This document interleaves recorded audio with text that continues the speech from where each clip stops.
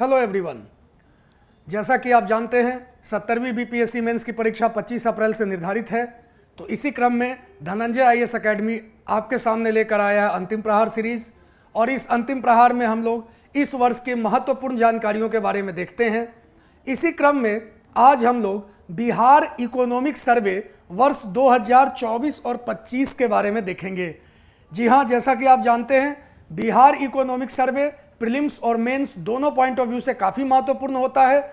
आप इसमें जो भी डेटा होते हैं, चूंकि यह मिनिस्ट्री ऑफ फाइनेंस के द्वारा निकाला जाता है, तो इसमें जो भी डेटा होते हैं उसका इस्तेमाल आप जीएस पेपर 2 में अथवा एसए पेपर में कर सकते हैं। इसके अतिरिक्त इंटरव्यू में भी आपका इकोनॉमिक सर्वे से काफ़ी क्वेश्चन पूछे जाते हैं। अगर मैं अपने ही एक्सपीरियंस की बात करूं तो मेरा इंटरव्यू 1 फरवरी 2021 को हुआ था 64वीं बीपीएससी का।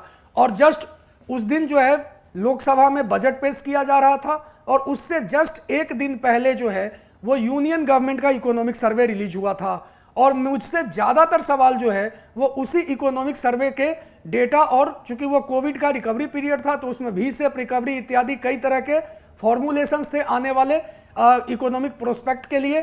तो सारे जितने भी सवाल थे वो ज़्यादातर जो है इकोनॉमिक सर्वे से ही पूछे गए थे इंटरव्यू स्टेज में भी।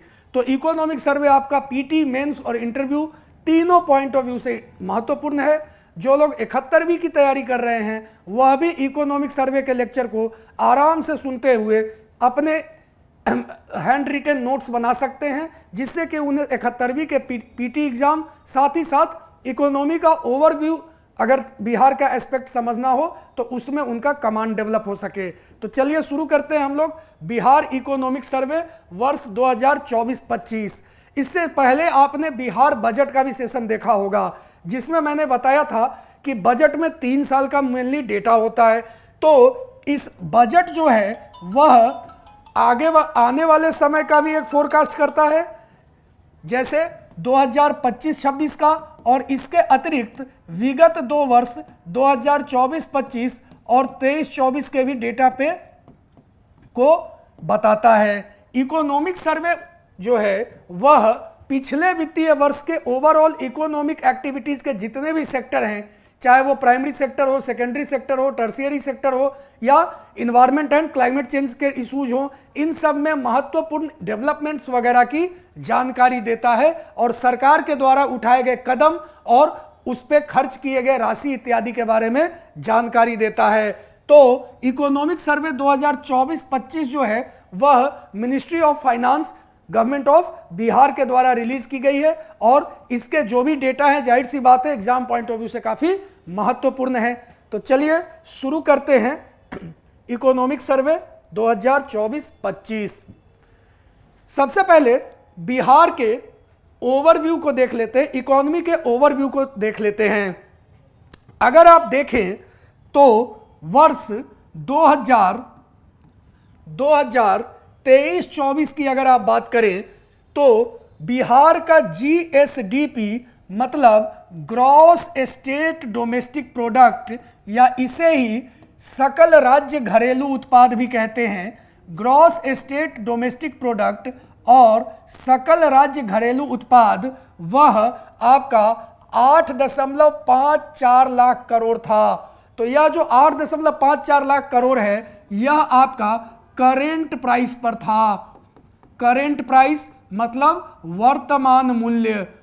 यहां पर आपको ध्यान देने की बात यह है कि जैसा कि बजट वाले लेक्चर में भी हमने देखा था कि सरकार जो है वह कंपेयर करने के लिए या तुलनात्मक अध्ययन के लिए एक बेस ईयर चुनती है। वह base year economic point of view से एक स्टेबल ईयर होना चाहिए, ज़्यादा उतार चढ़ाव या फ्लक्चुएशन उसमें नहीं होना चाहिए।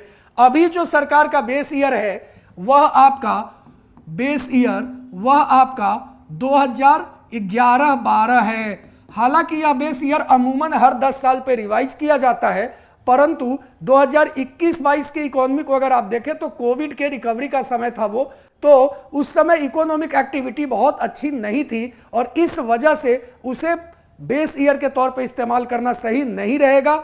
इस कारण से अभी जब तक नया बेस ईयर निर्धारित नहीं होता सभी पर्पसेस के लिए गवर्नमेंट जो है 2011-12 को ही बेस ईयर लेकर चलती है। तो अगर हम करेंट प्राइस की बात करें तो 2023-24 में 8.5 लाख करोड़ जो था वह आपका सकल राज्य घरेलू उत्पाद या जीएसडीपी था। अगर आप देखें तो बेस ईयर की तुलना में, मतलब 2011-12 की तुलना में आपका जो जीएसडीपी है वह लगभग 3.5 गुना बढ़ा है। अगर आप 2011-12 का जीएसडीपी की बात करें तो यह 2.47 लाख करोड़ है। देखिए, यह ध्यान रखिएगा, न्यूमेरिकल वैल्यू ऑफ डेटा जो है वो बहुत ज्यादा महत्वपूर्ण नहीं है, एग्जाम के समय आप भूल भी सकते हैं, लेकिन जो ट्रेंड है वह आप एग्जाम में कोट कर सकते हैं। तो आपको यह ध्यान में रखना है कि 2011-12 से 23-24 मतलब पिछले 13 वर्षों में बिहार का जीडीपी जो है वह 3.5 गुना या 3.5 टाइम्स जो है वह बढ़ा है। तो यह एक विशेष आपका जानकारी यहां से निकल के आता है। इसके अतिरिक्त अगर हम कांस्टेंट प्राइस की बात करें, कांस्टेंट प्राइस का मतलब हुआ स्थिर मूल्य, या फिर आप कह सकते हैं कि बेस ईयर की तुलना में, तो बिहार का जीडीपी 2023-24 में 4.64 लाख करोड़ था। अगेन अगर आप 11-12 से इसकी तुलना करें तो आप पाते हैं कि लगभग 2 गुना के आसपास है। तो अगर कांस्टेंट प्राइस में भी देखें तो बिहार की इकोनॉमी विगत 12-13 सालों में ट्वाइस यानी 2 गुना बढ़ोतरी हुई है। क्लियर? अगर इस इकोनॉमी में सभी सेक्टर्स की हम बात करें कि किन किन क्षेत्रों ने कितना कितना योगदान दिया है जीडीपी में, तो हम पाते हैं कि बिहार के जीडीपी में अगर आप देखें तो प्राइमरी सेक्टर यानी जो प्राथमिक अर्थव्यवस्था है, जैसे कृषि, पशुपालन, मत्स्यिकी मतलब fisheries, aquaculture, dairy, animal husbandry and agriculture, यह जो है महज 19.9%, मोटा मोटी 20% जो है वह कंट्रीब्यूट करता है। ऐसे इसके लिए टर्म यूज किया गया GSVA, gross state value addition, या इसे सकल राज्य मूल्य संवर्धन भी कहते हैं। परंतु जो GSVA है अगर आप देखें तो प्राइमरी सेक्टर मोटा मोटी 19.9% या 1/5 या 20% के आसपास कंट्रीब्यूट करता है। लेकिन आपको यह जानना चाहिए कि मात्र 20% कंट्रीब्यूट करते हुए भी यह ऑलमोस्ट 50% या हाफ ऑफ द वर्कफोर्स को एम्प्लॉयमेंट देता है। इसका मतलब क्या हुआ? इसका मतलब हुआ कि प्राइमरी सेक्टर आपका ओवरबर्डेंड है और वहां प्रोडक्टिविटी जो है वह उस तरह से इंक्रीज नहीं हो रही है, और हमें जो है उन वर्कफोर्स को स्किल प्रोवाइड करने की जरूरत है या पूंजी उपलब्ध कराने की जरूरत है, ताकि वह अलग अलग क्षेत्रों में जो है डाइवर्सिफाई कर सके अपने इनकम को।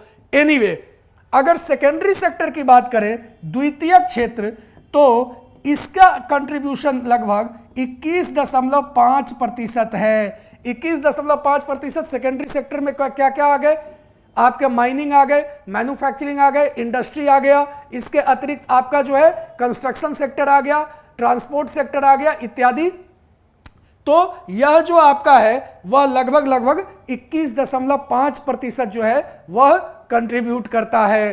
तो सबसे अधिक की अगर आप बात करें तो वह आपका टर्शियरी सेक्टर से आ रहा है, मतलब जो तृतीय इकोनॉमी है, अर्थात सर्विस सेक्टर की जो इकोनॉमी है, जैसे बैंकिंग एंड फाइनेंस हो गया, आपका एजुकेशन हो गया, हेल्थ हो गया इत्यादि। तो टर्शियरी सेक्टर आपका 58.6% कंट्रीब्यूट कर रहा है।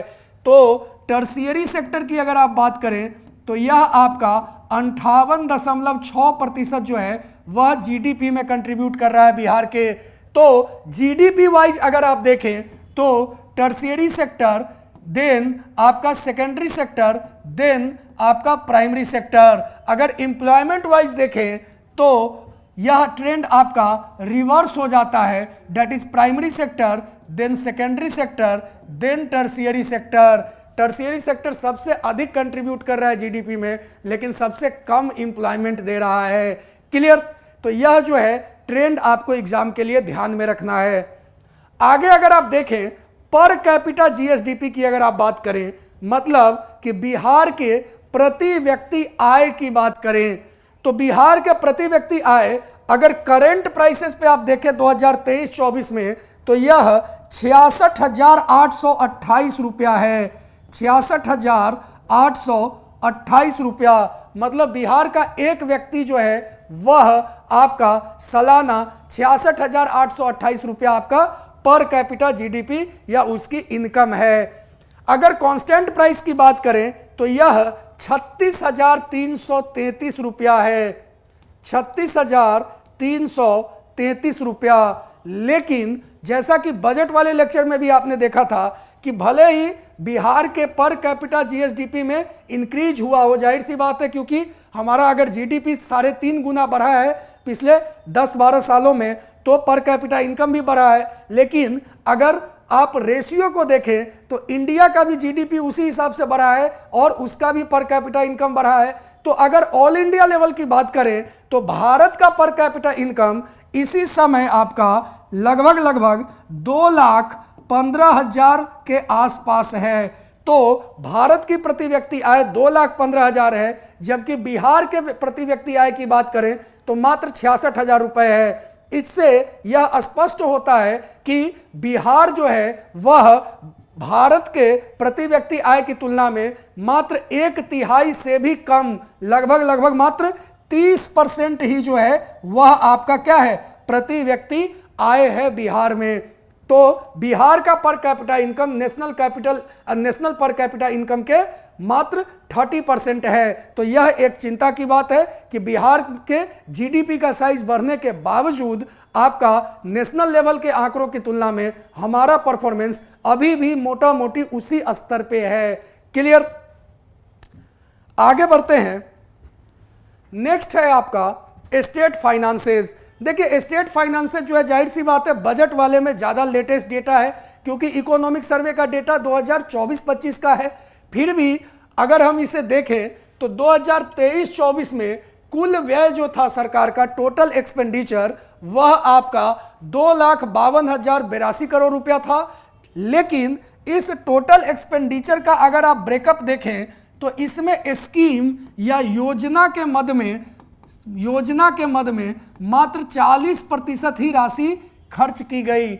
योजना के मद का मतलब जो सरकार के अलग अलग स्कीम है, इसके अतिरिक्त जो सरकार कैपिटल इन्वेस्टमेंट कर रही है रोड, ब्रिजेज, हॉस्पिटल, स्कूल इत्यादि बनवाने में। जबकि कमिटेड एक्सपेंडिचर की अगर आप बात करें, प्रतिबद्ध व्यय की बात करें, जैसे सैलरी, पेंशन, इंटरेस्ट पेमेंट इत्यादि, तो वह लगभग 60% के आसपास है। तो कमिटेड एक्सपेंडिचर जो है, प्रतिबद्ध व्यय की अगर आप बात करें, जो सरकार को हर हाल में करना ही है, तो यह आपका लगभग 60% है। क्लियर? अगर रेवेन्यू एक्सपेंडिचर की बात करें, मतलब कि राजस्व व्यय की बात करें, तो यह आपका लगभग 1,90,514 करोड़ है। और यहां पर जो गौर करने वाली बात यह है वो ये है कि वर्ष 2022-23 में बिहार सरकार रेवेन्यू सरप्लस में थी, मतलब 2,833 करोड़ का रेवेन्यू सरप्लस था। इस बार के बजट में भी आपने देखा कि सरकार ने 0.8% ऑफ जीएसडीपी टारगेट रखा है रेवेन्यू सरप्लस जनरेट करने का। हालांकि यह कितना फुलफिल हो पाता है यह समय के साथ पता लगेगा, परंतु सरकार ने टारगेट रखा है कि 0.8% ऑफ जीएसडीपी हमारा रेवेन्यू सरप्लस हो जाए। रेवेन्यू सरप्लस से एक बड़ी बात क्या है कि रेवेन्यू एक्सपेंडिचर ऐसे एक्सपेंडिचर हैं जो आपके दिन प्रतिदिन या कह सकते हैं कि हर महीने फिक्स एक्सपेंडिचर है, जैसे सैलरी है, पेंशन है, आपका क्या है, इंटरेस्ट पेमेंट है इत्यादि। तो अगर आप दिन प्रतिदिन के एक्सपेंडिचर में भी आपका आय उतना नहीं आ रहा है तो क्या करेंगे? जाहिर सी बात है आप बोरोइंग करेंगे। तो आप अगर अपने दैनिक कार्यों के लिए भी बोरोइंग करने लगे तो आप पूंजीगत निवेश या कैपिटल इन्वेस्टमेंट कैसे कर पाएंगे? इसलिए रेवेन्यू सरप्लस होना एक अच्छी बात है, फिस्कल डिसिप्लिन को शो करता है। क्लियर? तो सरकार ने भी अपना इस वर्ष का भी टारगेट जो है 2025-26 का वह रखा है कि 0.8% ऑफ जीडीपी हम आपका रेवेन्यू सरप्लस रखेंगे। अगर आप देखें तो कैपिटल एक्सपेंडिचर जो है, पूंजीगत निवेश की अगर आप बात करें, या इसे शॉर्ट फॉर्म में कैपेक्स भी कहते हैं, मतलब कि सरकार जो असेट क्रिएट करती है। असेट क्रिएट करने का मतलब जैसे ब्रिज बनाया सरकार ने, हॉस्पिटल बनवाए, स्कूल्स बनाए, रोड्स बनाए इत्यादि, उसके एक्सपेंडिचर की बात करें तो पिछले 5 वर्षों में मतलब 2019-20 से 23-24 में कैपेक्स की बात करें, पूंजीगत निवेश की, तो यह लगभग 3 गुना बढ़ा है। मतलब सरकार के द्वारा पूंजीगत निवेश जो है वह 3 गुना जो है पिछले 5 वर्षों में बढ़ाया गया है।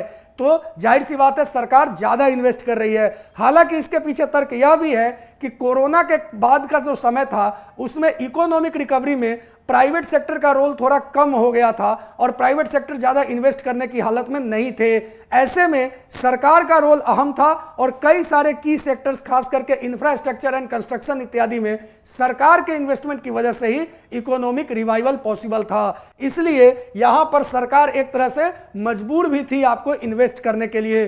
तो पिछले 5 वर्षों में बिहार सरकार ने कैपिटल एक्सपेंडिचर या पूंजीगत निवेश में लगभग 3 गुना वृद्धि की है। अगर आप रेवेन्यू साइड की बात करें तो सरकार का जो टैक्स रेवेन्यू है, मतलब कि जो उसके कर से आता है वह लगभग 84% है, जबकि जो ग्रांट से आता है मतलब जो अनुदान केंद्र सरकार के द्वारा मिलता है वह आपका 13.5% है और नॉन टैक्स रेवेन्यू लगभग 2.7% है। हालांकि ये आपका डेटा बहुत ज़्यादा महत्वपूर्ण नहीं है। आपको ये जानने की ज़रूरत है कि सरकार अपने राजस्व का अधिकांश भाग जो है वह कर से ही संग्रह कर पा रही है। बहुत ज़्यादा उसे ग्रांट्स पे या अनुदान पे निर्भर रहने की आवश्यकता नहीं है, जो कि एक पॉजिटिव साइन है या अच्छी बात है इकोनॉमिक पॉइंट ऑफ व्यू से। तो इतना हमने देखा ओवरऑल आपका क्या जो है बिहार का फाइनेंशियल कंडीशन कैसा है आंकड़ों की तुलना में। अब हम देखते हैं अलग अलग सेक्टर्स का क्या परफॉर्मेंस रहा विगत वर्षों में। तो इकोनॉमिक सर्वे 2024-25 के अनुसार अब अलग अलग सेक्टर्स का हम लोग विश्लेषण करते हैं, जिसमें सबसे पहले जाहिर सी बात है प्राइमरी सेक्टर या इसे एग्रीकल्चर एंड अलाइड सेक्टर भी कहते हैं। मींस कृषि एवं उससे जुड़े जो भी क्षेत्र हैं जैसे मछली पालन, डेयरी उद्योग या फिर मुर्गी पालन, पोल्ट्री फार्म इत्यादि। तो अगर आप डेटा वाइज देखें तो आपका जो प्राइमरी सेक्टर है या जो कृषि एवं उससे जुड़े आपके क्षेत्र हैं वह जीडीपी में लगभग 1/5, जैसा कि हमने पहले भी देखा मोटा मोटी 20%, अगर एग्जैक्ट की बात करें तो 19.9% आपका कंट्रीब्यूट करता है। कृषि क्षेत्र की आप बात करें तो पिछले साल की तुलना में मतलब 2022-23 की तुलना में 23-24 की बात करें तो धान के उत्पादन में 21% की वृद्धि हुई, जबकि गेहूं के उत्पादन में आपका 10.5% या 10.7% की वृद्धि हुई। क्लियर। तो आपको एक और चीज जाननी चाहिए कि बिहार को एग्रीकल्चरल इंप्रूवमेंट के लिए कई सारे कृषि कर्मण अवार्ड मिले हैं। कृषि कर्मण अवार्ड, ये जो कृषि कर्मण अवार्ड है वह आपको बिहार सरकार को मिला है मेनली गेहूं के उत्पादन के लिए, चावल के उत्पादन या धान के उत्पादन के लिए और सबसे महत्वपूर्ण आपका मक्का के उत्पादन के लिए, मेज प्रोडक्शन के लिए भी आपको बिहार सरकार को कृषि कर्मण अवार्ड मिला है। तो अगर आप देखें तो बिहार में 2023-24 में 2020-21 की तुलना में मतलब विगत 4 वर्षों में मक्का का उत्पादन जो है वह 66% से बढ़ा है। मतलब कि विगत 4 वर्षों में मक्का का उत्पादन मोर देन 1.5 टाइम्स मतलब कि 66.6% मतलब 2/3 से भी अधिक बढ़ा है। यह आपका बता रहा है कि बिहार सरकार ने मोटे अनाज या कह सकते हैं कि फॉडर्स या भी आप कह सकते हैं कि मिलेट्स वगैरह के प्रोडक्शन पे के तरफ ज्यादा ध्यान दिया है। मक्का का प्रोडक्शन जो है वह इसका एक बहुत अच्छा उदाहरण है कि बिहार ने किस तरह अपने एग्रीकल्चरल प्रोडक्ट को डाइवर्सिफाई करने का काम किया है। उसी तरह 2023-24 में अगर आप बिहार के ही एक प्रमुख उत्पाद जो कि मखाना उसकी बात करें तो 2023-24 में बिहार ने देश का कुल 85% मखाना का उत्पादन किया है, 85% of total makhana production of India. तो यह एक बड़ी बात है कि बिहार जो है मखाना प्रोडक्शन में आपका काफ़ी अग्रणी राज्य है। और जैसा कि आप जानते हैं कि इस बार के बजट में केंद्र सरकार ने भी बिहार में एक मखाना बोर्ड बनाने की बात की है। जैसे कि आपको आसाम और वेस्ट बंगाल में टी बोर्ड है या अलग अलग सेक्टर्स में प्रमोट करने के लिए स्पेशलाइज्ड बॉडीज हैं, उसी तरह से मखाना बोर्ड बनाने के लिए इस बार के बजट में प्रावधान आया है। क्लियर? तो यह डेटा आप इस्तेमाल कर सकते हैं एग्जाम में कि बिहार जो है वह मखाना में भारत का सबसे लीडिंग राज्य है, 85% सिर्फ बिहार में ही होता है।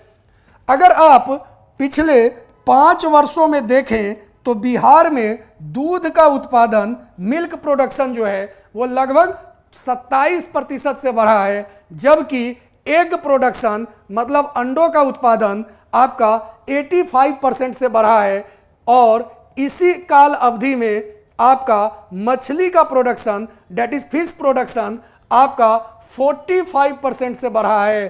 तो यह भी आपके लिए एग्जाम पॉइंट ऑफ व्यू से महत्वपूर्ण हो जाता है कि आपका न सिर्फ क्रॉप एंड मिलेट बल्कि आपका जो डेयरी सेक्टर है या पोल्ट्री सेक्टर है या फिशरीज सेक्टर है वह भी आपका विगत 5-6 सालों में काफ़ी जो है आप कह सकते हैं कि इकोनॉमिकली ग्रो किया है।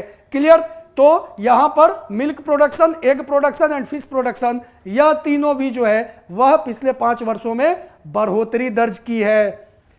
अगर आप देखें तो बिहार में अलग अलग सेक्टर्स को प्रमोट करने के लिए सरकार की कई सारी योजनाएं भी क्रियान्वित की जा रही हैं, जैसे समग्र गव्य विकास योजना।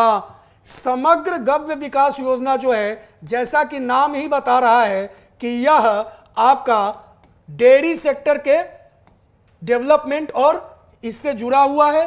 तो यहां पर सरकार जो है वह गाय और भैंस इत्यादि खरीदने के लिए मिनिमम कम से कम 2 कैटल आपको खरीदने हैं, अधिकतम 15, और इस बीच के रेंज में जो आप कैटल का सेट बनवाएंगे, चारा फॉडर इत्यादि, तो समग्र गव्य विकास योजना में सरकार आपको 75% सब्सिडी देती है। मतलब कि गवर्नमेंट आपको टोटल कॉस्ट का 75% सब्सिडी देती है, ताकि आप जो है उत्पादन, दूध के उत्पादन का जो है बढ़ोतरी कर सके या आप डेयरी प्रोडक्ट के उत्पादन में, प्रोडक्शन में आप गुणवत्ता और बढ़ोतरी दोनों ला सकें। इसके अतिरिक्त फिश फार्मिंग एंड एक्वाकल्चर की अगर आप बात करें, मतलब कि मत्स्य उत्पादन की अगर आप बात करें, तो आप पाते हैं मत्स्य उत्पादन की अगर आप बात करें तो आप पाते हैं कि यहाँ पर भी सरकार की कई सारे योजनाएं चल रही हैं। जैसे प्रमुख तौर पे अगर आप बात करें तो आपका मुख्यमंत्री समेकित चौर विकास योजना, मुख्यमंत्री समेकित चौर विकास योजना जो है वह आपका प्राइवेट भूमि, जैसे कि कोई निजी भूमि है और उस पे वो तालाब बनवाना चाह रहा है और चाह रहा है कि हम मछली का उत्पादन करें, तो ऐसे इंटरप्राइज को या ऐसे व्यक्तियों को सरकार जो है वह अनुदान या सब्सिडी देगी। आई बात समझ में? परंतु यह सरकारी भूमि नहीं होना चाहिए, निजी भूमि पर अगर कोई व्यक्ति आपका पॉन्ड वगैरह बनाना चाह रहा हो और मछली पालन करना चाह रहा हो तो मुख्यमंत्री समेकित चौर विकास योजना के माध्यम से वह लाभार्थी बन सकता है। इसके अतिरिक्त अगर आप देखें मुख्यमंत्री तालाब मत्स्यिकी विकास योजना, जो तालाब मत्स्यिकी विकास योजना है यह भी लगभग उसी का है कि अगर आप पॉन्ड का निर्माण करें और फिर जो है आप उसमें मछली पालन करना चाहें तो सरकार आपको 4 लाख से लेकर 8 लाख रुपए तक का अनुदान देगी, प्रोवाइडेड कि आपका जो साइज है पॉन्ड का, प्रोडक्शन कैपेसिटी है इत्यादि इत्यादि वह किस स्तर का है या कितना है। क्लियर? इसके अतिरिक्त दक्षिण बिहार की अगर आप बात करें, क्योंकि जाहिर सी बात है उत्तर बिहार में आपका पेरेनियल रिवर्स हैं, तो नदियां जो है वह काफ़ी अधिक है, हर साल बाढ़ भी आती है, तो नेचुरली पॉन्ड वगैरह बनने की स्थिति में रहते हैं। परंतु दक्षिण बिहार जो कि थोड़ा पठारी भूभाग है वहां पर भी मत्स्य पालन के विकास के लिए सरकार ने स्कीम लाया है, scheme for pond construction in plateau area, मतलब कि पठारी भूमि में आपका क्या जलाशय के निर्माण का योजना। और इसके तहत जो है पठारी भूमि में जलाशय निर्माण करने वालों को अनुदान की राशि दी जाती है। क्लियर? तो फिशिंग और एक्वाकल्चर को बढ़ावा देने के लिए सरकार ने जो है कई सारे अलग अलग योजनाओं को लागू किया है।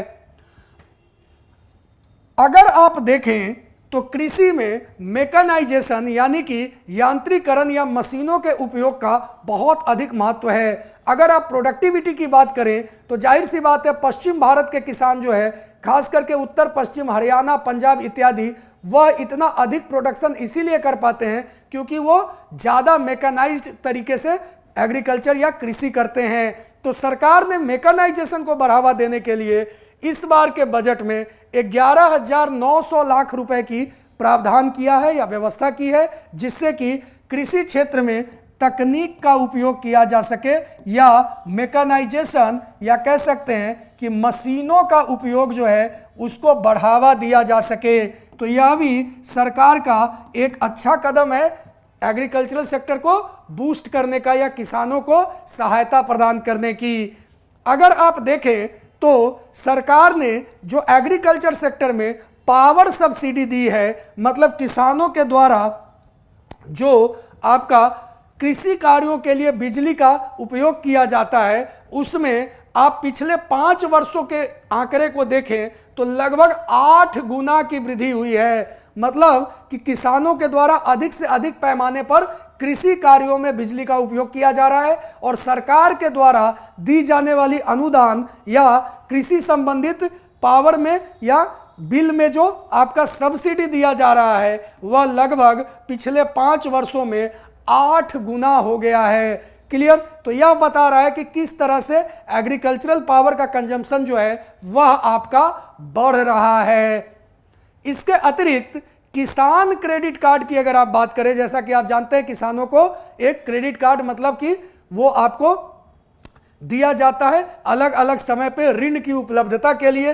तो केसीसी स्कीम की अगर आप बात करें तो यह भी विगत 5 वर्षों में 2.3 टाइम्स, इसको भी एग्जाम में आप कोट कर सकते हैं कि पिछले 5 साल में आपका केसीसी स्कीम जो है वह लगभग 2.3 टाइम्स या मोटा मोटी कहें तो 2.5 गुना बढ़ गया है। मतलब और अधिक किसानों को इसमें जोड़ा गया है या वे लाभान्वित हुए हैं। इसके अतिरिक्त अगर आप देखें तो सिंचाई के लिए जो बुनियादी ढांचा है या सुविधा है, इरिगेशन इंफ्रास्ट्रक्चर की अगर आप बात करें तो वह भी सरकार ने प्रावधान उसमें बढ़ाए हैं। और इसमें भी जो पूंजीगत निवेश है, मतलब कैपिटल एक्सपेंडिचर, जैसे नहर की व्यवस्था, जलाशय की व्यवस्था, पॉन्ड्स वगैरह बनवाना, वह लगभग 90% किया गया है। मतलब कि पिछले वित्तीय वर्ष में 1674 करोड़ रुपए जो है वो इरिगेशन इंफ्रास्ट्रक्चर पे खर्च किए गए, जिसमें 90% जो आपका एक्सपेंडिचर था वह कैपिटल एक्सपेंडिचर था। मींस वह नहरों को बनाने में, जलाशयों को बनाने में, टैंक पॉन्ड इत्यादि के मेंटेनेंस एंड कंस्ट्रक्शन में खर्च किए गए। क्लियर? तो ये था आपका एग्रीकल्चर एंड अलाइड सेक्टर। इसके अतिरिक्त अगर आप देखें तो इसी क्षेत्र में कुछ और भी आपके डेवलपमेंट देखने को मिलते हैं। फॉर एग्जाम्पल जल जीवन हरियाली। जैसा कि आप जानते हैं बिहार पहला राज्य था जिसने इन्वायरमेंटल कंजर्वेशन के लिए या प्रोटेक्शन के लिए एक विशेष अभियान की शुरुआत की, जल जीवन हरियाली मिशन। इस मिशन के तहत सरकार का उद्देश्य था किसानों के आय को बढ़ावा देना, साथ ही साथ पर्यावरण संरक्षण के लिए लोगों में जागरूकता पैदा करना, इन्वायरमेंटल प्रोटेक्शन एंड कंजर्वेशन के लिए। इसके साथ साथ आपका जो भूमि के क्षरण है, मृदा सॉइल इरोजन है, उसको प्रिजर्व करना, रोकना। इतना ही नहीं, आपका जो वाटर रिजर्वायर्स या रिसोर्सेज हैं उसको आपको क्या करना, बढ़ावा देना। तो जल जीवन हरियाली के तहत भी आपका इरिगेशन कैपेसिटी में बढ़ोतरी किया जा रहा है, मतलब सिंचाई की जो क्षमता है उसको बढ़ावा मिल रहा है। इतना ही नहीं, हर खेत तक सिंचाई का पानी, यह बिहार सरकार के महत्वाकांक्षी 7 निश्चय 2 का पार्ट है। 7 निश्चय 2.0 जो है उसके तहत हर खेत तक सिंचाई का पानी अभियान चलाया जा रहा है, योजना चलाई जा रही है, जिसमें जिन जगहों पे नहर की व्यवस्था संभव है वहां नहर से सिंचाई का पानी की व्यवस्था की जा रही है। आई बात समझ में? तो यह सरकार के 7 निश्चय 2 का पार्ट है। इसी तरह जैविक कृषि को बढ़ावा देने के लिए या ऑर्गेनिक फार्मिंग को बढ़ावा देने के लिए सरकार ने जैविक कॉरिडोर योजना लागू की थी, जिसमें गंगा के किनारे 13 जिलों में आपको जैविक खेती के प्रसार को बढ़ावा देने पे काम किया गया था। अब इसका सेकेंड फेज चालू किया गया है, जिसमें जो भी इच्छुक फार्मर हैं या आप कह सकते हैं कि जो भी इसमें इंटरेस्टेड आपके फार्मर्स हैं या किसान हैं, वो जैविक कॉरिडोर 2.0 के योजना में आपको सम्मिलित हो सकते हैं। और इस योजना में 20,000 एकड़ भूमि पर आपका जैविक कृषि के कार्य को बढ़ावा देने का लक्ष्य रखा गया है। तो हालांकि जैविक कृषि फेज 1 में एक समस्या यह आई थी कि एक तो इनपुट कॉस्ट ज़्यादा हो जा रहा था और दूसरा जो है प्रोडक्टिविटी मतलब उत्पादकता कम रह रही थी। इससे किसानों को बहुत ज़्यादा जो है लाभ या लुक्रेटिव आकर्षक यह कार्य नहीं लग रहा था। अब देखना यह है कि जैविक कॉरिडोर 2.0 में सरकार क्या इन कमियों को दूर कर पाने में सक्षम हो पाती है कि नहीं। फिलहाल के लिए आप जान लें कि जैविक कॉरिडोर सेकेंड फेज के लिए 20,000 एकड़ लैंड में जो है आपका ऑर्गेनिक फार्मिंग के कार्य को करने का लक्ष्य रखा गया है। क्लियर?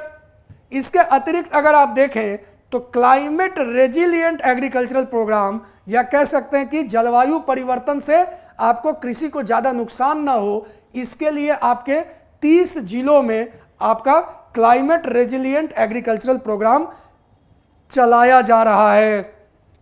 क्लियर?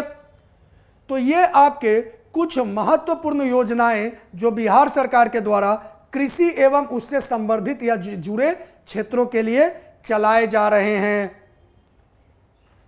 अगला है आपका इंटरप्राइज सेक्टर। इंटरप्राइज सेक्टर, अब देखिए जो आपका इंटरप्राइज सेक्टर है वह मेनली आपका सेकेंडरी इकोनॉमिक एक्टिविटीज को दिखाता है, जैसे mining, electricity, gas, construction, water supply इत्यादि। अगर आप सेकेंडरी इकोनॉमिक एक्टिविटी की बात करें तो इसमें जो कंस्ट्रक्शन सेक्टर है, निर्माण का जो आपका सेक्टर है, क्षेत्र है, वह आपका लगभग 50.2% मतलब कि आधा के आसपास जो है कंस्ट्रक्शन सेक्टर का जो भी जीडीपी है वह आधा से अधिक जो है सिर्फ और सिर्फ सेकेंडरी सेक्टर के जीडीपी का आधा से अधिक सिर्फ और सिर्फ कंस्ट्रक्शन सेक्टर से ही कंट्रीब्यूशन है। तो construction sector one of the most important sector है आपका सेकेंडरी इकोनॉमिक एक्टिविटी का।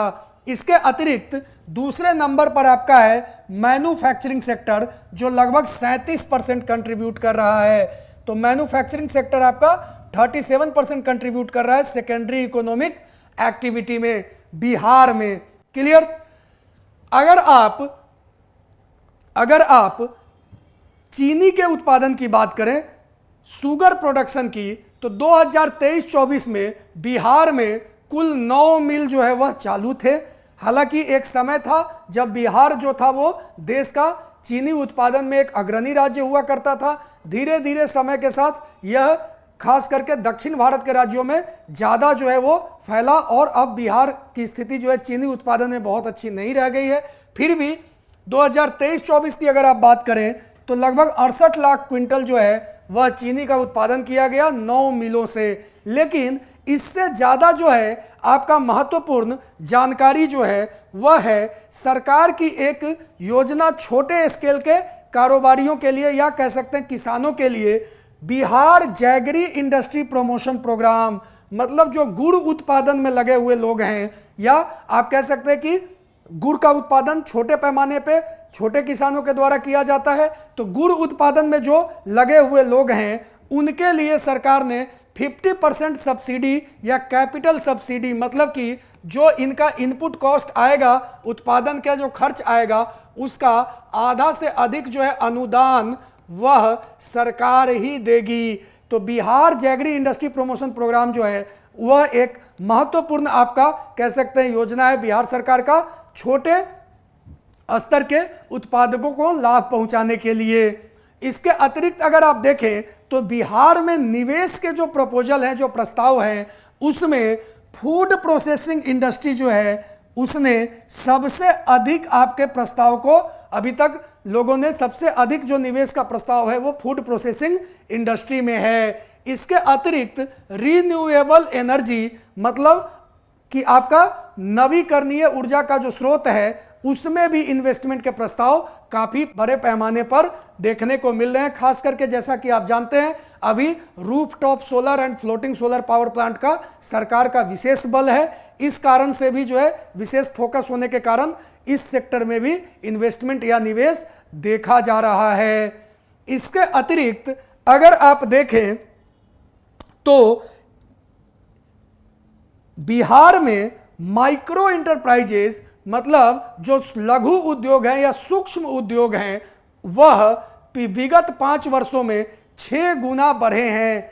तो आप इसको एग्जाम में डेटा के तौर पे कोट कर सकते हैं कि माइक्रो इंटरप्राइजेज जो हैं वह बिहार में 6 टाइम्स इंक्रीज किए हैं। यह एक अच्छा सिंबल है। क्यों? क्योंकि एमएसएमई सेक्टर जो है, मतलब micro small and medium enterprise, यह कुल एम्प्लॉयमेंट जनरेशन का लगभग 2/3 या 66% के आसपास आपका कंट्रीब्यूट करता है। तो एमएसएमई सेक्टर जो है वह आपका एम्प्लॉयमेंट के हिसाब से भी काफ़ी महत्वपूर्ण है, क्योंकि यह लगभग 2/3 एम्प्लॉयमेंट या रोजगार जो है वह जनरेट कर रहा है आपका बिहार में। क्लियर? तो यह काफ़ी महत्वपूर्ण सेक्टर है आपका सेकेंडरी इकोनॉमिक एक्टिविटीज के लिए। इसके अतिरिक्त अगर आप देखें तो बिहार सरकार के द्वारा कई सारी योजनाएं चलाई जा रही हैं ताकि जो मार्जिनलाइज्ड ग्रुप हैं या जो गरीब तबके के लोग हैं या वल्नरेबल फैमिलीज हैं वह भी एक तरह से छोटे छोटे इंटरप्राइज को स्थापित कर सकें और सेल्फ रिलायंट या डिपेंडेंट बन सकें और वह आत्मनिर्भर बन सकें। इसी में बिहार का एक प्रमुख स्कीम है बिहार स्मॉल एंटरप्रेन्योरशिप योजना, जिसे पॉपुलरली बिहार लघु उद्यमी योजना के तौर पे जाना जाता है। बिहार लघु उद्यमी योजना जो है यह बिहार सरकार के द्वारा चलाई गई योजना, जिसमें गरीब एवं मार्जिनलाइज सेक्शन को 2 लाख रुपए बिहार सरकार के द्वारा प्रोवाइड कराए जाते हैं पूंजीगत निवेश के लिए और कैपिटल इन्वेस्टमेंट के लिए। 2 लाख रुपया कैपिटल इन्वेस्टमेंट के लिए आपका या पूंजीगत निवेश के लिए प्रदान किए जाते हैं 3 किस्तों में या 3 इंस्टॉलमेंट में।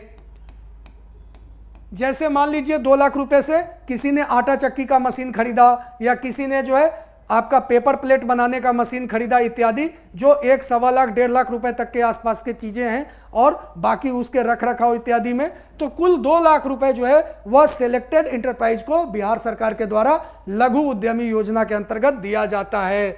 अगर आप स्टार्टअप की बात करें कि बिहार में सरकार के द्वारा जो नए स्टार्टअप शुरू किए जा रहे हैं उनके प्रति, तो बिहार सरकार की ऐसे एक स्टार्टअप पॉलिसी भी है और बिहार सरकार ने विगत वर्ष 2023-24 में आपका स्टार्टअप के लिए कुल आवेदन 1706 रिसीव किए थे।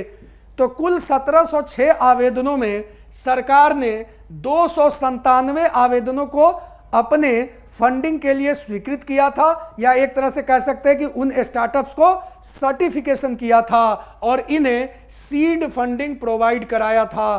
तो आप कह सकते हैं कि स्टार्टअप कल्चर भी बिहार में धीरे धीरे जो है वह पेस पकड़ रहा है। इसके अतिरिक्त अगर आप देखें तो टूरिज्म सेक्टर की अगर आप बात करें, मींस पर्यटकों की बात करें, तो बिहार में पिछले वर्ष 821.33 लाख टूरिस्ट आए। हालांकि ये डेटा जब मैंने भी देखा इको सर्वे में तो मुझे थोड़ा सा अजीब सा लगा। 821.33 lakh tourist, both domestic and foreign.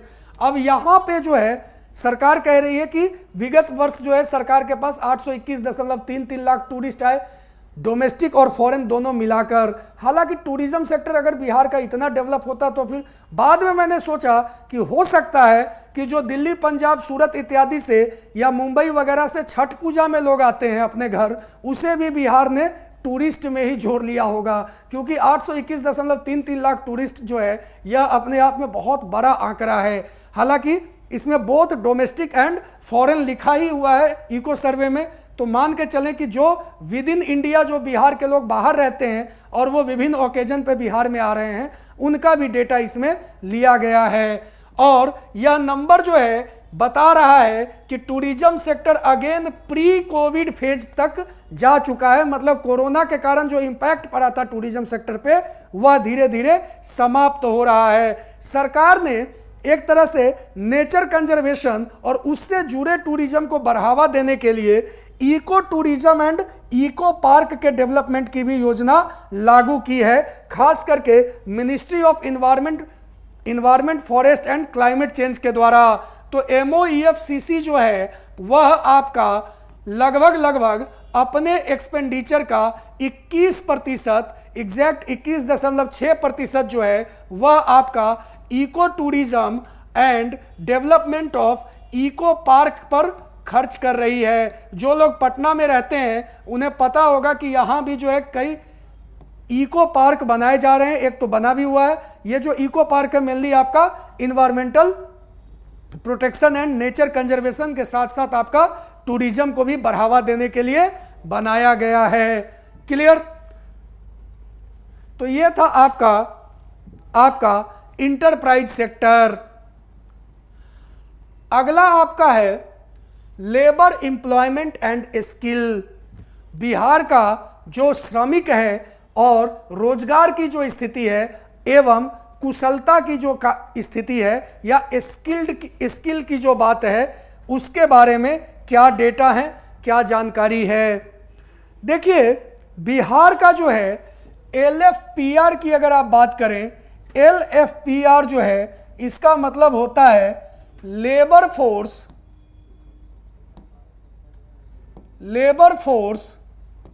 Participation rate. ये जो लेबर फोर्स पार्टिसिपेशन रेट है वह किसी भी अर्थव्यवस्था में 16 से 64 वर्ष के लोगों के बीच जितने भी लोग एम्प्लॉयड हैं या मतलब रोजगार में हैं या फिर रोजगार खोज रहे हैं, आइदर एम्प्लॉयड और सीकिंग फॉर एम्प्लॉयमेंट, ऐसे लोगों को लेबर फोर्स पार्टिसिपेशन रेट कहते हैं। बिहार में LFPR जो है वह ग्रेजुअली बढ़ रहा है और वर्तमान में जो LFPR है वह 55% है। जबकि अगर आप WPR की बात करें, वर्कर्स टू पॉपुलेशन रेशियो, मतलब कि आबादी का कितना प्रतिशत जो है वह आपका किसी न किसी कार्य से जुड़ा हुआ है, तो यह आपका 53.2% है। तो बिहार का WPR आपका 53.2 है। पिछले इको सर्वे में यह 48.9% था, मतलब मोटा मोटी 49% के आसपास था। यह भी दिखा रहा है कि हर साल कई सारे नए वर्कफोर्स जो है वो आपके इसमें जुड़ते जा रहे हैं। क्लियर? इनके भी उत्थान के लिए, वर्कर्स के उत्थान के लिए कई सारी योजनाएं जो है बिहार सरकार चला रही है, जैसे बिहार शताब्दी unorganised sector workers and artisan social security scheme. अब जो अनऑर्गेनाइज्ड या असंगठित क्षेत्रों में जो श्रमिक कार्य कर रहे हैं उनके लिए कोई ना कोई सामाजिक सुरक्षा उनको मिले, इसके लिए बिहार सरकार ने योजना बनाई है और वह लागू भी है। शताब्दी का मतलब यही है कि ये हो सकता है 1997 वगैरह से ही चल रहा हो। इसके अतिरिक्त अगर आप देखें 2012 वगैरह से, अगर इसके अतिरिक्त आप देखें चाइल्ड लेबर के क्षेत्र में जो आपके बाल श्रमिक हैं उनको रेस्क्यू एंड रिहैबिलिटेट करने के लिए समय समय पे बिहार सरकार के द्वारा अलग अलग ऑपरेशंस चलाए जाते हैं। और 2023-24 में कुल जो है आपका 1403 आपके जो हैं चाइल्ड लेबर या श्रमिक जो हैं वह आपके रेस्क्यू कराए गए हैं। कुल 1403 जो हैं चाइल्ड लेबर आपके जो हैं वह रेस्क्यू कराए गए हैं। और इनके मॉनिटरिंग और रिहैबिलिटेशन के लिए, मतलब इनकी निगरानी और इनके पुनरुत्थान के लिए मॉनिटरिंग एंड रिहैबिलिटेशन, इसके लिए एक सॉफ्टवेयर एप्लीकेशन है CLTS, child labour tracking system. ये जो child labour tracking system software है, इसके जरिए जो रेस्क्यूड चाइल्ड लेबर है उनका डेटा उसमें डाला जाता है और उनके निगरानी रखी जाती है कि उनका रिहैबिलिटेशन प्रॉपरली किया जा रहा है या नहीं। और सरकार जो है वह प्रति बाल श्रमिकों पर, या कह सकते हैं पर चाइल्ड जो है, लगभग 25,000 रुपए की राशि जो है वह व्यय करती है उनके प्रॉपर रिहैबिलिटेशन के लिए। क्लियर? तो यह बाल श्रमिकों से जुड़ा था। इसके अतिरिक्त अगर आप देखें तो दीनदयाल उपाध्याय ग्रामीण कौशल योजना, दीनदयाल उपाध्याय ग्रामीण कौशल योजना, इसके अंतर्गत युवाओं को स्किल डेवलपमेंट की ट्रेनिंग दी जाती है अलग अलग सेक्टर्स में, और जो उन ट्रेनिंग प्रोग्राम्स को पास करते हैं उसके बाद उन्हें सर्टिफिकेशन दिया जाता है और एम्प्लॉयमेंट के अवसर दिए जाते हैं। तो बिहार में विगत वर्ष जो है दीनदयाल उपाध्याय ग्रामीण कौशल योजना के अंतर्गत 83,806 युवाओं को ट्रेनिंग दी गई, या कह सकते हैं कि ट्रेन किया गया, जिसमें लगभग 54% जो हैं उन्हें रोजगार मिला है या वे एम्प्लॉयड हो गए हैं। तो दीनदयाल उपाध्याय ग्रामीण कौशल योजना 83,806 यूथ को एम्प्लॉयमेंट दिया और आपका क्या किया, सर्टिफिकेशन दिया या ट्रेनिंग दिया, जिसमें 54% जो है वो एम्प्लॉयड हो गए हैं। इसके अतिरिक्त जो बिहार से बाहर एम्प्लॉयमेंट की तलाश में बाहर जाते हैं या दूसरे देशों में जाते हैं, उनकी सुविधा के लिए हैसल फ्री पासपोर्ट इशू करने के लिए बिहार सरकार के द्वारा पासपोर्ट आपके द्वार गवर्नमेंट ऑफ इंडिया के द्वारा पासपोर्ट आपके द्वार स्कीम चलाया जा रहा है, जिसके तहत बिहार में 2 नए पासपोर्ट सर्विस सेंटर खोले गए हैं। और इसके अतिरिक्त आपके 35 post office passport service centre जो है वह बिहार में क्रियान्वित हैं। क्लियर? तो यह आपका जो है लेबर एम्प्लॉयमेंट एंड स्किल से रिलेटेड आपका डेटा है। नेक्स्ट आपका है फिजिकल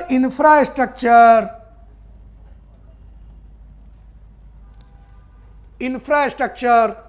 अब देखिए, अगर 2011 से 2024 की बात करें, मतलब कि पिछले 13 सालों की बात करें या बेस ईयर से बात करें, तो बिहार जो है वह 3rd हाईएस्ट, या कह सकते हैं कि तीसरा सबसे बड़ा राज्य है in terms of growth of transport and communication.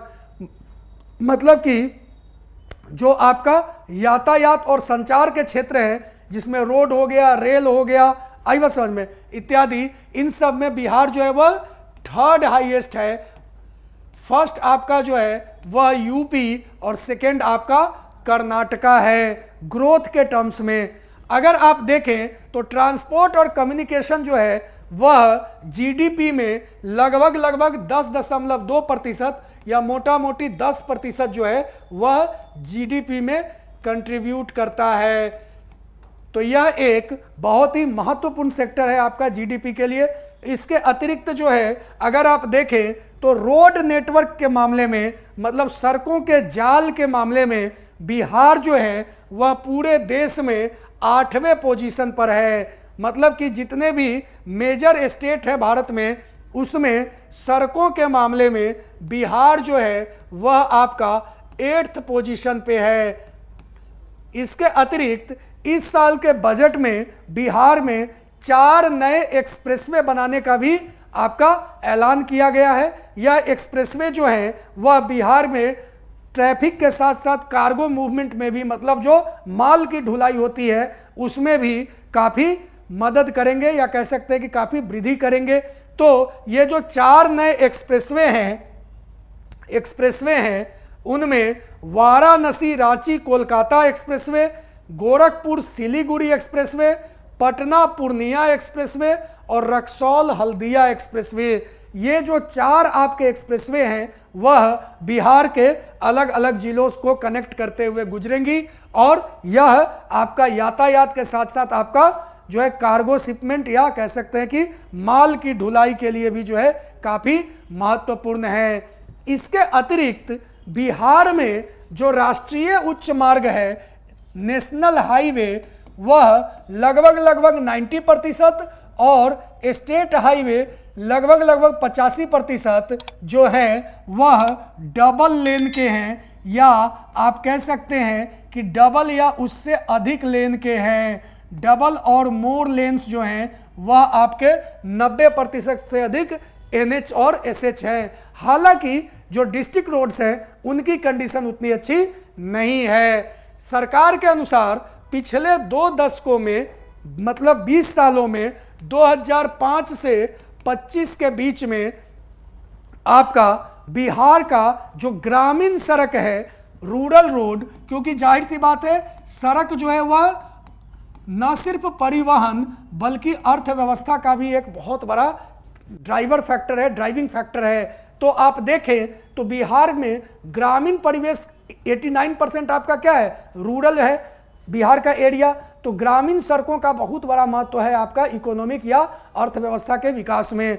तो ग्रामीण सड़कों का नेटवर्क जो है, जो कि 2005 में मात्र 835 किलोमीटर था, उसे बढ़ाकर 2025 में 1.17 लाख किलोमीटर या 1,17,000 किलोमीटर तक फैलाया जा चुका है। जाहिर सी बात है प्रधानमंत्री ग्राम सड़क योजना, मुख्यमंत्री ग्राम सड़क योजना, मुख्यमंत्री जनसंपर्क योजना इत्यादि कई सारे योजनाओं के तहत जो है वह सड़कों का विस्तार किया जा रहा है। इसके अतिरिक्त अगर आप देखें तो बिहार जो है वह मोटर व्हीकल के रजिस्ट्रेशन में, मतलब कि जो गाड़ियां वगैरह जो है, चाहे वह निजी हो, चाहे वह कॉमर्शियल हो, प्राइवेट हो या कॉमर्शियल हो इत्यादि, उन सब के रजिस्ट्रेशन में बिहार पूरे देश में 5th पोजीशन पर है या 5वां स्थान रखता है। इसका मतलब क्या हुआ? इसका मतलब हुआ कि बिहार में जो ट्रांसपोर्ट सेक्टर है, या कह सकते हैं कि आपका जो व्हीकल सेक्टर है, वह काफ़ी तेजी से बढ़ रहा है। बिहार जो है वह पूरे देश में 5वां स्थान रखता है मोटर व्हीकल के रजिस्ट्रेशन के मामले में। इसके अतिरिक्त आपका परिवहन की सुविधाओं को बढ़ावा देने के लिए एवं हर प्रखंड और पंचायत को परिवहन से जोड़ने के लिए बिहार सरकार ने मुख्यमंत्री प्रखंड परिवहन योजना जो है वह चलाई है। यह जो मुख्यमंत्री प्रखंड परिवहन योजना है, इसके तहत सरकार ने बिहार राज्य के निवासी जो कम से कम आपका मैट्रिक पास हो, मतलब 10th पास हो, इसके साथ ही अन्य चीज़ें जैसे एक वैलिड ड्राइविंग लाइसेंस इत्यादि ये सब उसके पास हो, तो उसे जो है अपना एक ट्रांसपोर्ट खरीदने के लिए, जैसे बस हो गया या मान लीजिए कि आपका ई-रिक्शा हो गया इत्यादि, जो भी जिस स्तर का है, ट्रांसपोर्ट खरीदने के लिए मैक्सिमम आपका 5 लाख रुपए का अनुदान देगी या ग्रांट्स या सब्सिडी देगी। आई बात समझ में? तो बिहार सरकार जो है वह मुख्यमंत्री प्रखंड परिवहन योजना के अंतर्गत चयनित युवाओं को 5 लाख रुपए तक का अनुदान देगी, या फिर आप कह सकते हैं कि मैक्सिमम 50% जो उसका कॉस्ट होगा उसका अनुदान देगी, या मैक्सिमम 5 लाख रुपए की। तो यह जो है हर एक प्रखंड में आपका परिवहन को बढ़ावा देने के लिए किया जा रहा है। इसके अतिरिक्त जो परिवहन के कार्य में लगे हुए ड्राइवर हैं, उनके भी सामाजिक सुरक्षा को देखते हुए, हितों को देखते हुए, कि अगर रोड एक्सीडेंट इत्यादि में उनका कुछ अगर नुकसान हो गया या कोई फिजिकल डैमेज हो गया, शारीरिक नुकसान हो गया या जान चला गया इत्यादि, तो तो मुख्यमंत्री वाहन चालक कल्याण योजना चलाया गया है।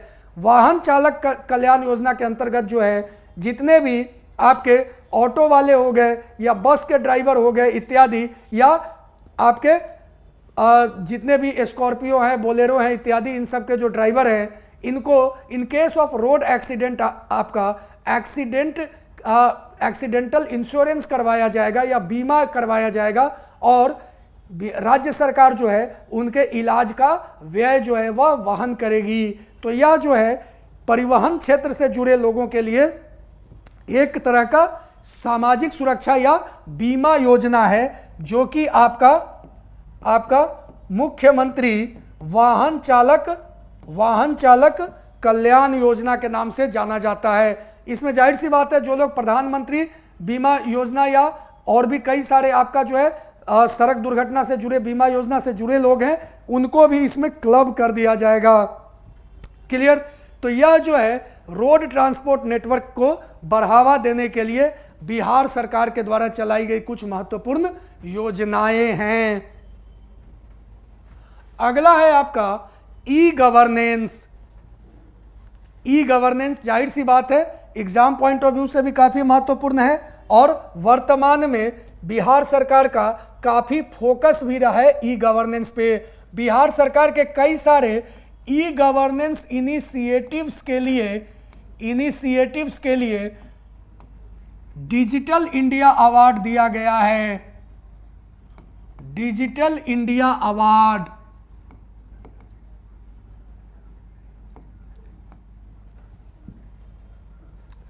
डिजिटल इंडिया अवार्ड बिहार सरकार को ई गवर्नेंस रिलेटेड इनिशिएटिव्स के लिए दिया गया है। तो चलिए ई गवर्नेंस से रिलेटेड जो है चीज़ों को हम लोग जानते हैं। जी हाँ, तो ई गवर्नेंस के क्षेत्र में बिहार को नए नए इनिशिएटिव्स के लिए डिजिटल इंडिया अवार्ड भी दिया जा चुका है।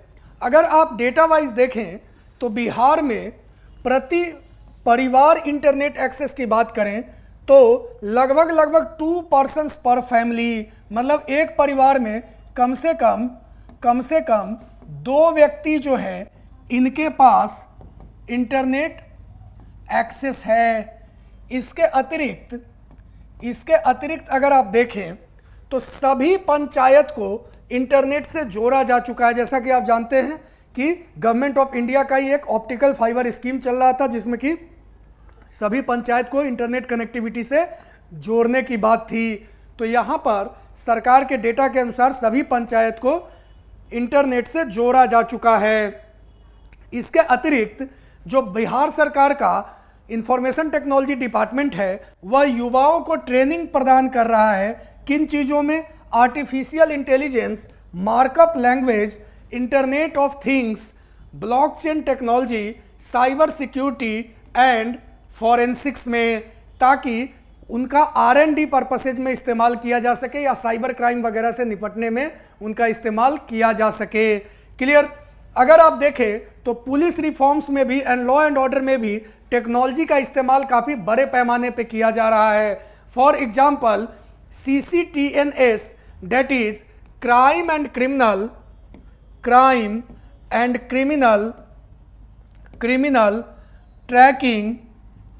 ट्रैकिंग नेटवर्क सिस्टम, इसके तहत जो है बिहार में लगभग 10 लाख क्रिमिनल्स का डेटाबेस बनाया गया है। इस CCTNS जो है ये आपका सेंट्रल गवर्नमेंट के द्वारा डायरेक्टेड था। लगभग सभी स्टेट में डिजिटल आपका जो है मोड में डेटा आपका प्रिजर्व किया जा रहा है। तो जितने भी क्रिमिनल्स हैं उनके आपके फिंगरप्रिंट्स के आधार पे या फेशियल रिकॉग्निशन के आधार पे या और भी पास्ट हिस्ट्री वगैरह, इन सबको खंगाल के आपका डेटाबेस बनाया गया है। लगभग 10 लाख से अधिक क्रिमिनल्स का डेटाबेस CCTNS के जरिए बनाया गया है।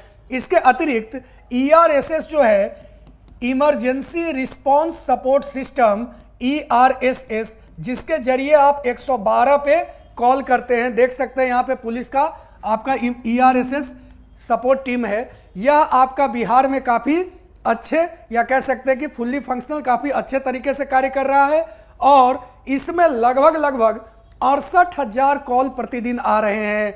तो ERSS सिस्टम में लगभग 68,000 कॉल्स पर डे आपके रिसीव हो रहे हैं और इसका जो रिस्पॉन्स टाइम है, मीन्स आपका एक्शन लेने का टाइम है, वह लेस देन आपका 15 मिनट्स है। मतलब 15 मिनट से भी कम समय में आपका पुलिस जो है वो रिस्पॉन्स कर रही है। इसके अतिरिक्त खास करके महिला यात्रियों के आपके सुविधा के लिए एवं सुरक्षा के लिए बिहार तीसरा स्टेट है जिसने आपका वीमेन पैसेंजर्स के सेफ्टी को ध्यान में रखते हुए एक स्पेशल ऐप लॉन्च किया है आफ्टर हरियाणा एंड तेलंगाना।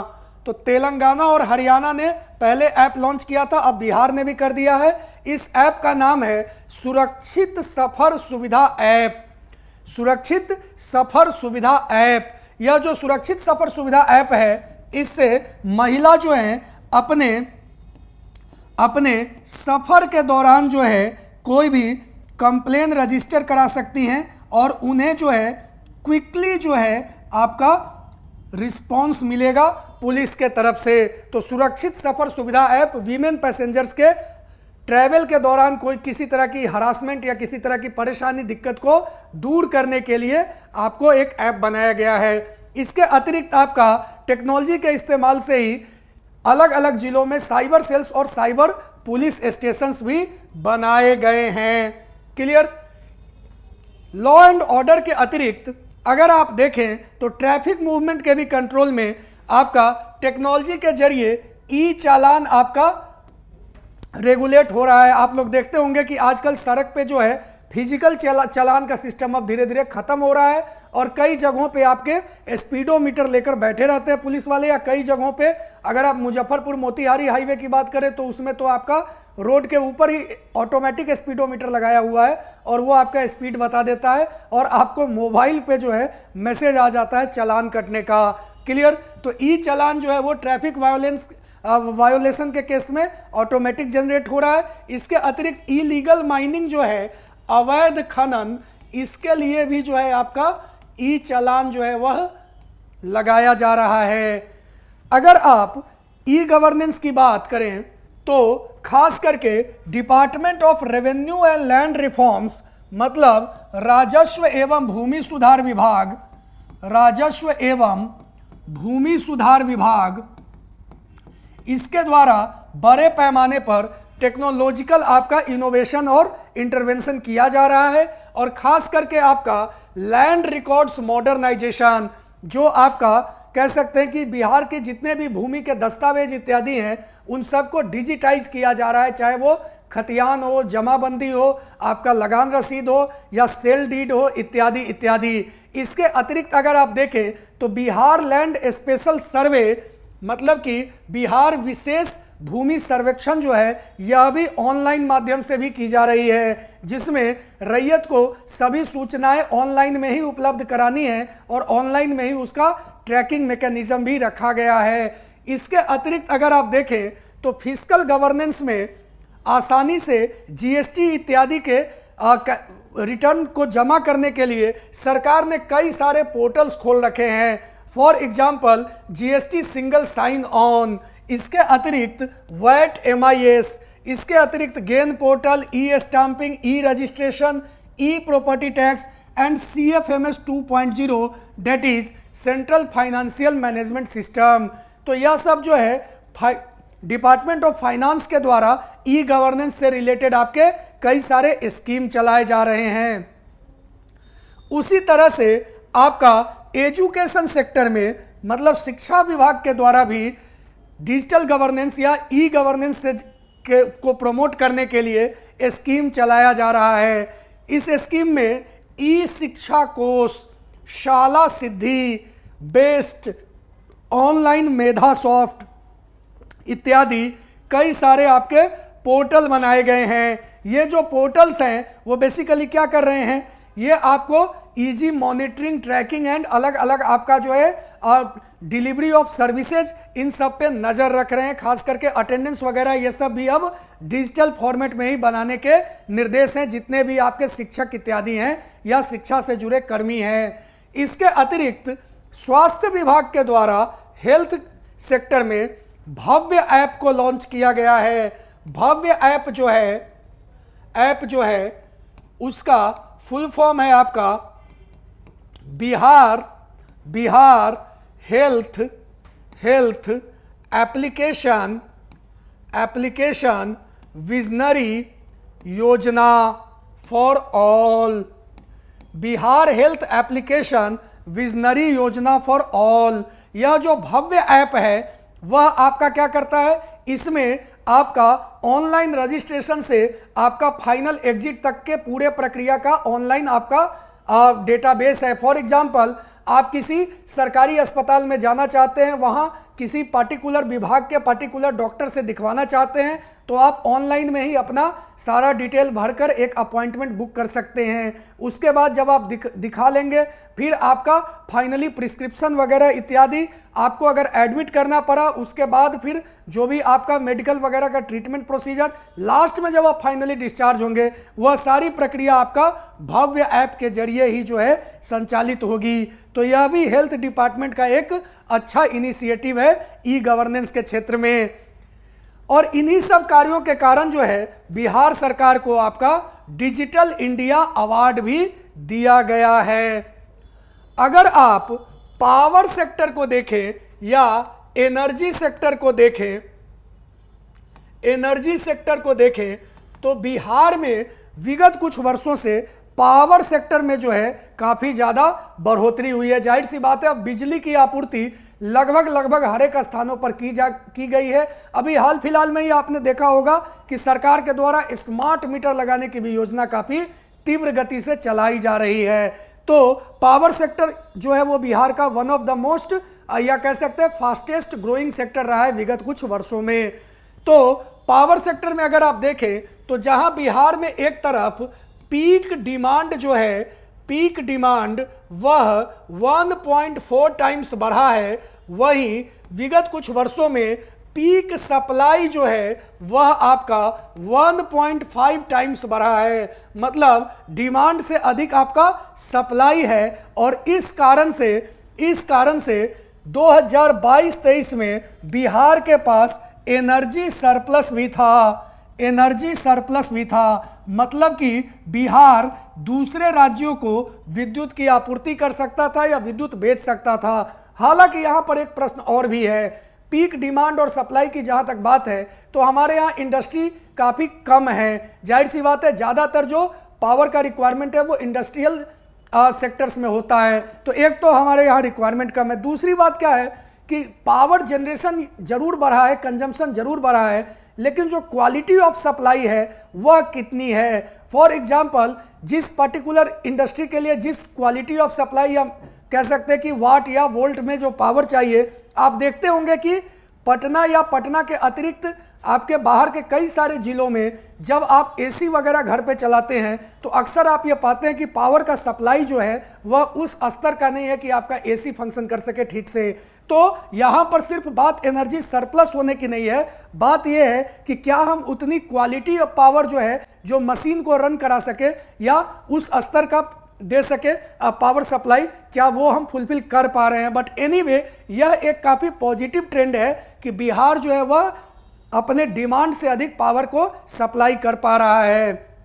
अगर पावर डिमांड की देखें तो कंपोजिशन वाइज तो डोमेस्टिक सेक्टर मतलब घरेलू क्षेत्रों से आपका 41% जो है पावर कंजम्पशन हुआ, जबकि एग्रीकल्चर कृषि क्षेत्र में 13% आपका कंजम्पशन हुआ, जबकि नॉन डोमेस्टिक का मतलब हो गया कि कॉमर्शियल सेक्टर, जैसे कोई आपका बिजनेस हाउस है या कह सकते हैं कि कोई आपका शोरूम है या कह सकते हैं कि कोई आपका मैन्युफैक्चरिंग सेंटर है इत्यादि, वर्कशॉप है, नॉन डोमेस्टिक में आपका 46% कंजम्पशन रहा है।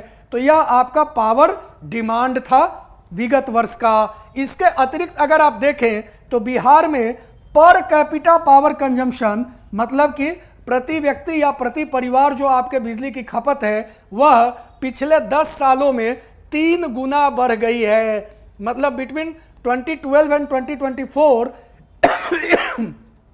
आपका पर कैपिटा पावर कंजम्पशन जो है वो 3 टाइम्स इंक्रीज किया है।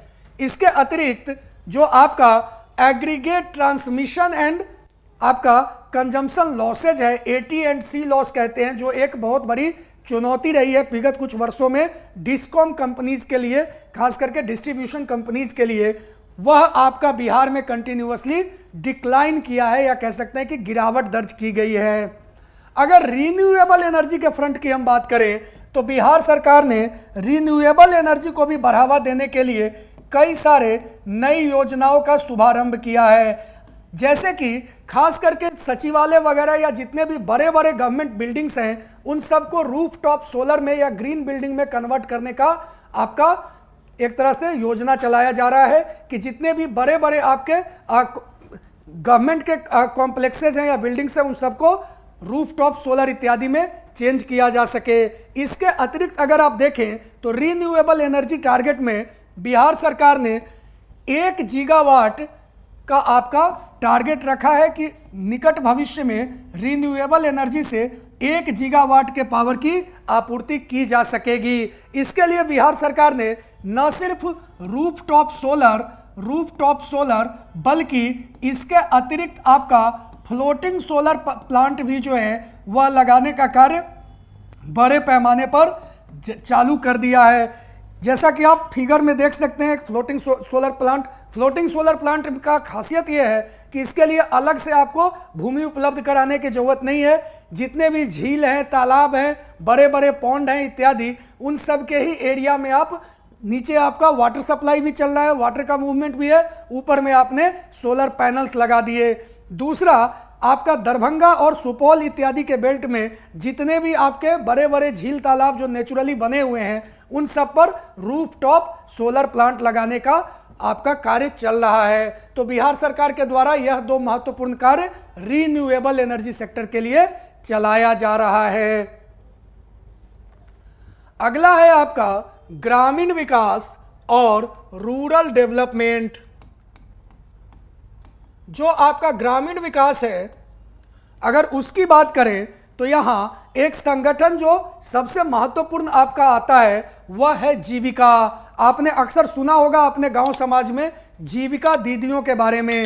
जीविका बेसिकली क्या है? ग्रामीण स्तर पर महिलाओं को स्वयं सहायता समूह या सेल्फ हेल्प ग्रुप के जरिए आपको आत्मनिर्भर बनाने हेतु कि उठाया गया एक प्रयास है या कदम है। इसमें महिलाओं को कई विभिन्न आपको स्वयं सहायता समूह या एसएचजी बनाकर, जैसे मधुमक्खी से आपका शहद के उत्पादन का, या फिर आपका सिलाई कढ़ाई इत्यादि, या फिर आपका अचार बनाना, या कोई और जैसे पापड़ बनाना, कोई अन्य छोटे मोटे जो उद्योग हो सकते हैं उसमें आपका ट्रेनिंग और ऋण मुहैया कराना, क्रेडिट या लोन मुहैया कराने का भी कार्य किया जाता है।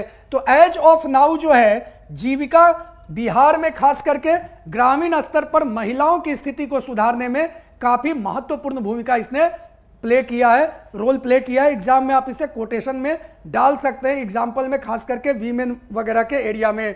तो जीविका जो है बिहार में ऑलमोस्ट आपका 10.63 सेल्फ हेल्प ग्रुप फंक्शन कर रहा है जीविका के माध्यम से, और इसमें लगभग 47,000 करोड़ का बैंक लोन दिया जा चुका है अब तक। क्लियर? इसके अतिरिक्त अगर आप देखें तो जीविका के द्वारा ही एक पायलट प्रोजेक्ट चलाया गया कि न सिर्फ सेल्फ हेल्प ग्रुप्स को बल्कि इंडिविजुअल एंटरप्रेन्योर, अगर कोई महिला जिसके पास और अधिक जो है आपका कह सकते हैं कि अच्छे आइडियाज हैं या बिजनेस स्किल्स हैं, तो वो अगर और निवेश करना चाह रही हैं तो इंडिविजुअल फाइनेंसिंग की भी व्यवस्था की गई है वीमेन लेड एंटरप्राइजेस के लिए। और वर्तमान में यह जो प्रोजेक्ट है शुरू में 3 जिलों में लाया गया था, पटना, वैशाली और नालंदा जिले में। बाद में इसको बढ़ाकर लगभग 14 जिलों में कर दिया गया और वर्तमान में यह कुल 70 ब्लॉक में आपका फंक्शनल है वीमेन लेड इंटरप्राइजेस के इंडिविजुअल फाइनेंसिंग के लिए। क्लियर? इसके अतिरिक्त अगर आप देखें तो सतत जीविकोपार्जन योजना के माध्यम से आपका लाइवलीहुड इन्वेस्टमेंट फंड जो है आपका, मतलब कि ऐसे गरीब परिवार जिनको जो है जीविकोपार्जन के लिए कुछ ऋण इत्यादि की आवश्यकता है ताकि वह स्वयं निर्भर या आत्मनिर्भर हो सके। उनको लाइवलीहुड इन्वेस्टमेंट फंड के जरिए आपका 2 लाख रुपए तक का ऋण जो है वह प्रोवाइड कराया जाता है या अनुदान दिया जाता है। इसके अतिरिक्त विगत 5 वर्षों में अगर एमजी नरेगा या मनरेगा की बात करें तो इसमें भी आपका number of days of employment जो है वह लगभग 55% से बढ़ा है। हालांकि यह विगत 5 वर्षों में कोरोना का भी कालखंड आता है। जाहिर सी बात है, आप सबों ने नोटिस किया होगा कि कोविड के समय में बाहर के प्रदेशों से काम कर रहे थे, कई सारे बिहार के लोग श्रमिक जो है वह वापस बिहार आए थे। तो उनके लिए रोजगार की व्यवस्था करने के लिए एमजी नरेगा जो है वह एक बहुत महत्वपूर्ण आपका आजीविका का साधन बना। और इसलिए पिछले 5 वर्षों में एमजी नरेगा में नंबर ऑफ जॉब डेज की अगर आप बात करें तो वह 55.7% या लगभग 55%, या कह सकते हैं कि एमजी नरेगा लगभग 1.5 गुना जो है आपका एक्सपैंड किया विगत 5 वर्षों में। क्लियर। इसके अतिरिक्त आपका ग्रामीण स्तर पर कार्यों को और अधिक बेहतर से संचालित करने के लिए और लोगों को दूर दराज ब्लॉक या जिला मुख्यालय न जाकर अपने पंचायत स्तर पे ही समस्याओं के समाधान के लिए पंचायत सरकार भवन बनाने की योजना जो है आप देख सकते हैं यहाँ पे पंचायत सरकार भवन, ऊपर वाले फोटो में ये जीविका दीदियों के बारे में दिखाया जा रहा है। तो पंचायत सरकार भवन बनाने की जो है योजना है और इस पंचायत सरकार भवन में उस पंचायत से संबंधित जितने भी आपके कर्मी हैं, जैसे पंचायत सचिव हो गए, राजस्व कर्मचारी हो गए, डाटा ऑपरेटर हो गया, इत्यादि इत्यादि, वह सब वहां पे उपलब्ध रहेंगे। तो पंचायत सरकार भवन की अगर आप बात करें तो 1474 आपके अभी तक पंचायत सरकार भवन पूर्ण रूप से बनाए जा चुके हैं। यह आपका क्या है, सिटीजन सेंट्रिक गवर्नेंस का एक बहुत ही अच्छा उदाहरण है। क्लियर। तो पंचायत सरकार भवन बिहार में अब तक 1474 बनाए जा चुके हैं। क्लियर।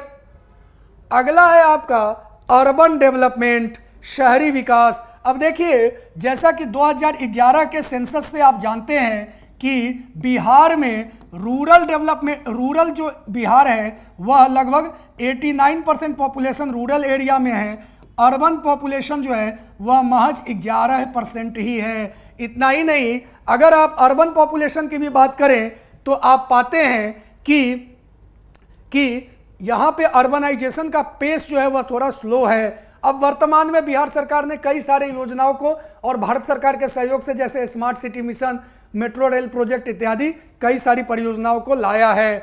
अब इसमें देखिए, मुख्यमंत्री शहरी पेयजल आपका निश्चय योजना या आपका 7 निश्चय पार्ट 2 का जो है वह एक योजना है और यह 7 निश्चय पार्ट 2 में हर एक शहर के हर एक घर को जो है, हाउस को जो है आपका पाइप्ड वाटर या कह सकते हैं कि वाटर सप्लाई से कनेक्ट करने का योजना है। इसके अतिरिक्त national mission for clean Ganga की अगर आप बात करें तो गंगा के साफ सफाई के लिए सीवेज ट्रीटमेंट प्लांट या फिर आपका और भी कई सारे आपके कह सकते हैं कि क्लीनिंग प्रोसेस इत्यादि, इसमें बेसिकली फंड्स वगैरह का जिक्र किया गया, कितना फंड किस वर्ष में निवेश किया गया, तो वो तो काफ़ी ज़्यादा relevant exam point of view से नहीं है। इसके अतिरिक्त आप देखें तो स्टॉर्म वाटर ड्रेनेज स्कीम, क्योंकि जब आपका स्टॉर्म वाटर आता है तो खास करके शहरों में जल जमाव की बड़ी समस्या हो जाती है, उसके ड्रेनेज के लिए एक अलग से। इसके अतिरिक्त आपका दीनदयाल उपाध्याय अंत्योदय योजना, नेशनल अर्बन लाइवलीहुड मिशन, इसके तहत शहरी क्षेत्रों के गरीब परिवारों के लिए स्वयं सहायता समूह या SHG बनाया जा रहा है और इसके तहत लोगों को जोड़कर उन्हें आत्मनिर्भर बनाने हेतु ऋण उपलब्ध कराया जा रहा है। इसके अतिरिक्त आप देखें तो पटना में मेट्रो प्रोजेक्ट का कार्य जो है वह तेजी से चल रहा है, बहुत जल्द इसके चालू होने की संभावना है और म्युनिसिपल बॉडीज इत्यादि को रेवेन्यू जनरेशन के लिए खास करके होल्डिंग टैक्स जो है वह म्युनिसिपल बॉडीज के लिए सबसे महत्वपूर्ण स्रोत है आय का, यह आपका समय के साथ परिलक्षित हो रहा है। अगर आप फाइनेंशियल इंक्लूजन की बात करें कि आप वित्तीय समावेश की बात करें तो बिहार में फाइनेंशियल सर्विसेज भी जो है विगत कुछ वर्षों में काफ़ी तेजी से आपका बढ़ा है या कह सकते हैं कि विकास हुआ है। फॉर एग्जाम्पल, अगर कस्टमर सर्विस पॉइंट या बैंक मित्र की बात करें तो यह बिहार में सबसे प्रमुख आपका घटक रहा है या सबसे मेन फैक्टर रहा है आपका फाइनेंशियल इंक्लूजन का। जहां एक और आप देखें तो बैंकिंग सेक्टर आपका मात्र 6% से बढ़ा है पिछले 5-7 सालों में, वहीं आपका बैंक मित्र या कस्टमर सर्विस पॉइंट जो है वह 174% से बढ़ा है। तो इसी से आप समझ लीजिए कि ग्रामीण क्षेत्रों में खास करके आपका बैंक मित्र या कस्टमर सर्विस पॉइंट का कितना महत्व है। इसके अतिरिक्त अगर आप देखें तो बिहार में सितंबर 2024 तक आपका 8045 टोटल बैंक ब्रांच थे, जिसमें ग्रामीण क्षेत्रों में लगभग आपके 46.9%, लगभग 47%, सेमी अर्बन में आपका 31.7, मोटा मोटी 32%, और अर्बन मतलब शहरी क्षेत्रों में 21.4%।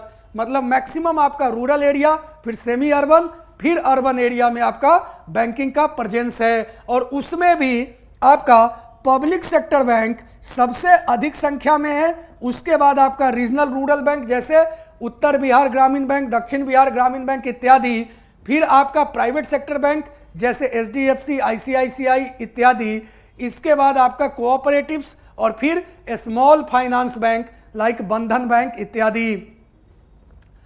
अगर बिहार में क्रेडिट डिपॉजिट रेशियो की बात करें, क्रेडिट डिपॉजिट रेशियो से तात्पर्य यह है कि जितना पैसा बैंकों में कुल मिलाकर लोगों ने जमा किया उसका कितना पोर्शन जो है बैंकों ने लोन के तौर पर लोगों को दिया।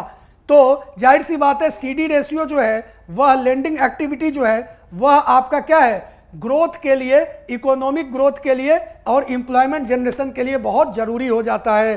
तो बिहार का अगर क्रेडिट डिपॉजिट रेशियो की बात करें तो यह 56.3% है। मतलब कि जितनी पूंजी बैंकों में जमा की गई उसका 56.3% जो है बैंकों ने लोन के तौर पर लोगों को उपलब्ध कराए।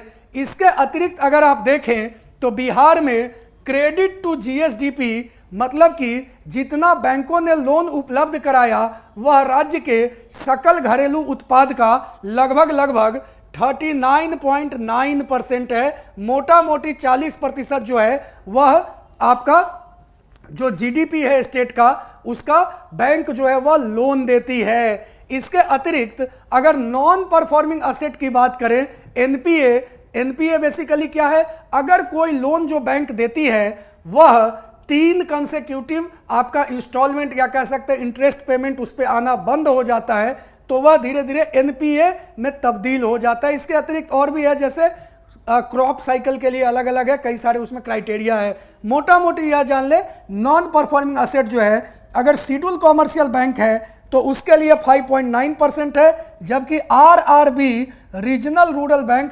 23.8% है। मतलब कि जो क्षेत्रीय उत्तर बिहार ग्रामीण बैंक, दक्षिण बिहार ग्रामीण बैंक इत्यादि यह सब मोटा मोटी 24% एनपीए लेकर बैठे हुए हैं। इन पर सरकार को विशेष तौर पे ध्यान देने की जरूरत है। अगला है आपका ह्यूमन डेवलपमेंट, मानव विकास। ह्यूमन डेवलपमेंट की अगर आप बात करें तो विगत आपके 2 दशक में सोशल सर्विस पे जो है सामाजिक सेवाओं पर जैसे शिक्षा, स्वास्थ्य इत्यादि इन सब सेवाओं की अगर आप बात करें तो इस पर जो सरकार का व्यय है वह लगभग 13 गुना बढ़ा है। तो यह आप एग्जाम में कोट कर सकते हैं कि बिहार सरकार ने विगत 20 वर्षों में या 2 डेकेड्स में, 2 दशकों में लगभग 13 गुना जो है वह सोशल सर्विस या सामाजिक सेवाओं पर खर्च किया है, जिसमें खास करके स्वास्थ्य पर, हेल्थ पर 13 गुना और एजुकेशन शिक्षा पर 10 गुना खर्च जो है वह वृद्धि की गई है 2005 से 2024 के बीच में। क्लियर? अगर आप देखें तो इसका परिणाम भी सामने आया।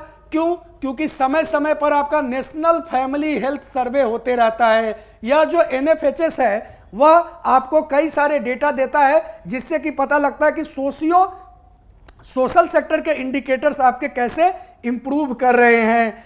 अगर इंडिकेटर्स की बात करें तो जहां 2006 से 10 के बीच में आपका लाइफ एक्सपेक्टेंसी एट बर्थ, मतलब कोई व्यक्ति अगर बिहार में जन्म लेता है तो उस समय वह कितने वर्ष जिएगा, इसका अनुमान की अगर आप बात करें तो 2006 से 10 में यह 65.8 साल था, जबकि 2016 से 20 में यह 69.5 ईयर्स है। मतलब मोटा मोटी 3.5 साल आप देख सकते हैं कि लाइफ एक्सपेक्टेंसी एट बर्थ जो है वह इंप्रूव हुई है। यह दिखा रहा है कि बिहार में इम्यूनाइजेशन यानी कि जो समय समय पे टीका वगैरह पड़ता है या मेडिकल फैसिलिटीज, हॉस्पिटल इत्यादि, यह सब बेहतर हुए हैं, स्वास्थ्य सुविधाएं।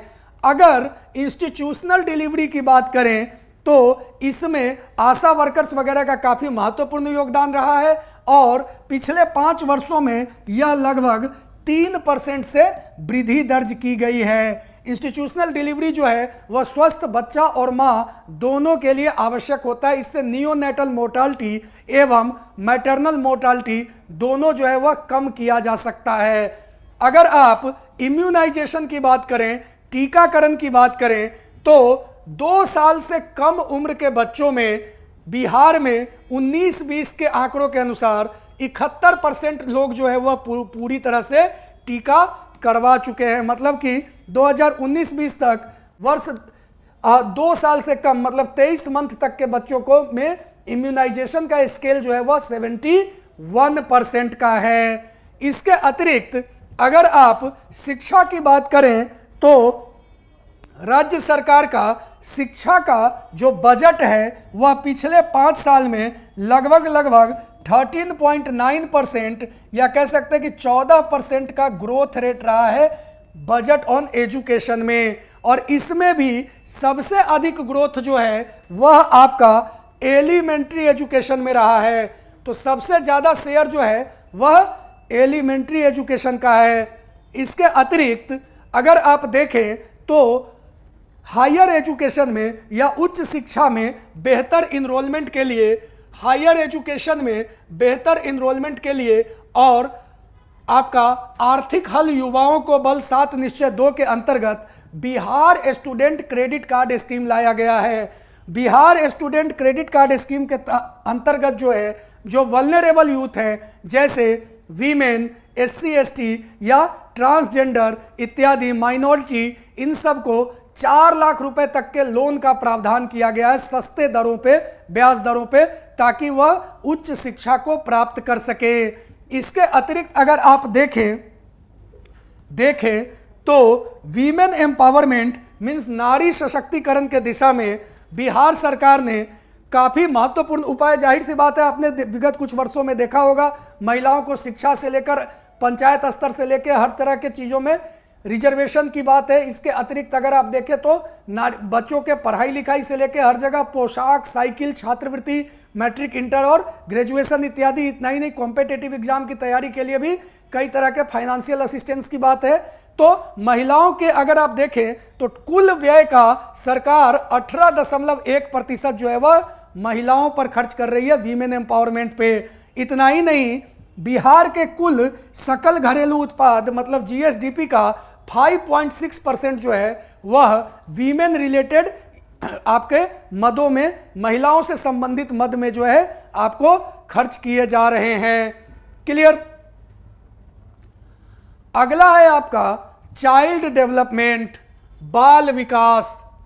बाल विकास को अगर आप देखें तो बिहार में कुल 4.98 करोड़ चिल्ड्रन है, मतलब कि मोटा मोटी 5 करोड़ बच्चे हैं। इन 5 करोड़ बच्चों में लगभग 89.9 या 90% बच्चे जो हैं वह ग्रामीण क्षेत्रों में रहते हैं, जबकि 10.1 लगभग 10% बच्चा जो है वह शहरी क्षेत्र में रहता है। बिहार सरकार के बजट के हिसाब से अगर हम देखें तो एवरेज एक्सपेंडिचर जो है, औसत व्यय जो है वह कुल व्यय का 18% है। मतलब बाल विकास पर सरकार जो है कुल व्यय का 18% व्यय करती है। इतना ही नहीं, यह आपका राज्य के जीडीपी का 5% के आसपास है। और पर कैपिटा एक्सपेंडिचर की अगर आप बात करें 2022-23 के डेटा से कि बिहार पे के प्रति व्यक्ति बच्चे पर सरकार का कितना खर्च है, तो बिहार के प्रति बच्चे या हर एक बच्चे पर सरकार का लगभग 9,131 रुपए का खर्च है। आई बात समझ में? तो पर कैपिटा एक्सपेंडिचर अगर देखा जाए तो बिहार के प्रति बच्चे पर सरकार का 9,131 रुपए का खर्च है। इसके अतिरिक्त कुछ डेटा को अगर आप देखें तो जैसे स्टंटिंग जो है, स्टंटिंग का मतलब हुआ कि 5 वर्ष से कम उम्र के बच्चे जो हैं उनमें हाइट का न बढ़ना। तो स्टंटिंग की अगर आप बात करें, जैसा कि आप इस फोटो में भी देख सकते हैं, सेम उम्र के 2 बच्चे हैं लेकिन एक बच्चे की हाइट कम रह गई है। तो ऐसे स्टंटिंग केस को अगर देखा जाए तो इसमें भी over the period of time गिरावट आई है। वर्तमान में जो है यह आपका 42.9% है, हालांकि अभी भी यह काफ़ी अधिक है अन्य राज्यों की तुलना में। तो बिहार में स्टंटिंग का रेट जो है वह मोटा मोटी 43% है, मतलब बिहार में 5 वर्ष से कम उम्र में 43% बच्चे जो है वह स्टंटेड हैं। अगर वेस्टिंग की बात करें तो वेस्टिंग का मतलब होता है कि एक ही उम्र के 2 बच्चों में आपका क्या वजन का कम होना। तो जैसा कि आप देख सकते हैं कि यहाँ पर आपका 2 बच्चा हाइट में सेम है लेकिन एक का वेट आपका दूसरे से कम है। तो जाहिर सी बात है यह कुपोषण को दर्शाता है या माल न्यूट्रिशन को दर्शाता है। तो बिहार में वेस्टिंग का जो रेट है यह भी over the period of time कम हुआ है, परंतु अभी भी यह 41% है। मतलब बिहार में लगभग 41% बच्चे जो हैं वह अंडरवेट हैं, मतलब उनका वजन जो है वह अपने उम्र के हिसाब से या हाइट के हिसाब से नहीं है।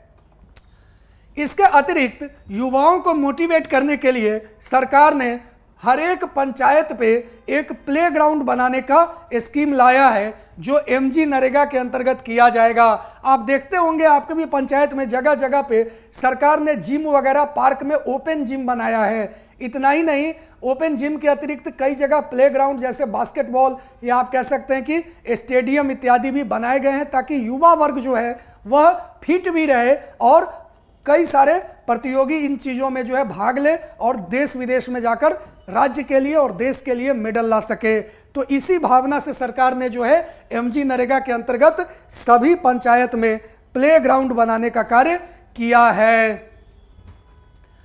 अगला जो है वह है environment, forest and climate change.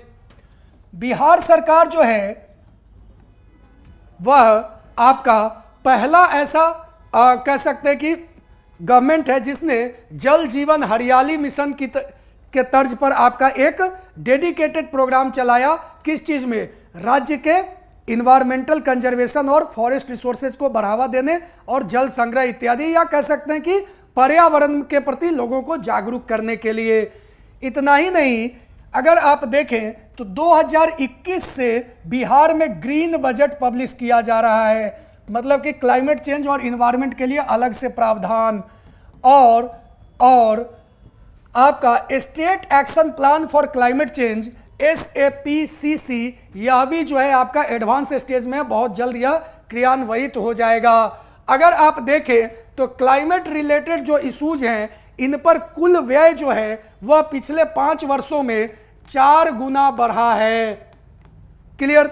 जिसमें मिटिगेशन, एडेप्टेशन, कई सारी चीजें हैं, उन चीजों पे व्यय बढ़ा है। अगर स्टेट ऑफ फॉरेस्ट रिपोर्ट 2023 की बात करें, India state and forest report 2023 की बात करें तो बिहार में फॉरेस्ट कवर जो है वह 687 स्क्वायर किलोमीटर से बढ़ा है। याद रखेंगे, एग्जाम पॉइंट ऑफ व्यू से काफी महत्वपूर्ण है। फॉरेस्ट रिपोर्ट जो है हर 2 साल पे आता है, बाई एनुअल। तो आपका स्टेट ऑफ फॉरेस्ट रिपोर्ट 2023 21 में आया नहीं था, कोविड के कारण हुआ नहीं, तो 19 में आया था पिछला, उसके बाद 23 में आया है। तो 23 में जो आपका फॉरेस्ट रिपोर्ट है उसमें बिहार में फॉरेस्ट कवर 687 स्क्वायर किलोमीटर से बढ़ा है, जिसमें कि आपका सबसे अधिक ओपन फॉरेस्ट में बढ़ोतरी हुई है, फिर मॉडरेटली डेंस और फिर वेरी डेंस में। क्लियर। अगर पॉल्यूशन कंट्रोल की बात करें तो बिहार में जाहिर सी बात है यहाँ पे हम लोग पॉल्यूशन कंट्रोल का बहुत ज़्यादा ये इशू फिलहाल नहीं देख रहे हैं, पब्लिक में अवेयरनेस नहीं देख रहे हैं, लेकिन दिल्ली वगैरह में खास करके ठंड के समय में आपका एम्बिएंट एयर क्वालिटी का मॉनिटरिंग और खास करके स्मॉग का जो प्रॉब्लम है वह सब काफ़ी ज़्यादा लाइमलाइट में रहता है। बिहार में भी इन चीज़ों को अब लोगों को जागरूकता की आवश्यकता है। पटना की भी एयर क्वालिटी बहुत अच्छी नहीं रह गई है।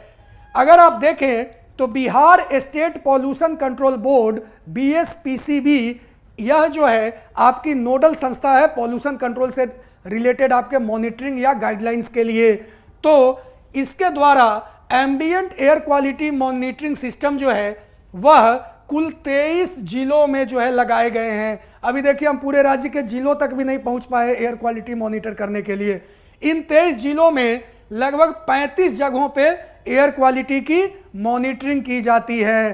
क्लियर। हालांकि उस मॉनिटरिंग के बाद एक्शन क्या लिया जाता है इसके बारे में वर्तमान में कोई सूचना उपलब्ध नहीं है, परंतु यह जरूर है कि इससे जो है कम से कम एक पॉलिसी मेकिंग को आपको दिशा मिलती है कि अब आने वाले समय में किस तरह से, for example construction dust, vehicular pollution या चिमनी भट्ठा इत्यादि कई सारे ऐसे सेक्टर हैं जिसके कारण जो है पॉल्यूशन जो है वह धीरे धीरे आप देखें पटना एक समय के साथ हीट आइलैंड बनता जा रहा है। क्लियर। तो यह सब जो है आपका बेसिकली क्या है, आपका पॉल्यूशन कंट्रोल मेजर्स को बढ़ावा देने की आवश्यकता है। यही Bihar state pollution control board के द्वारा गंगा के वाटर क्वालिटी का भी मॉनिटरिंग किया जा रहा है।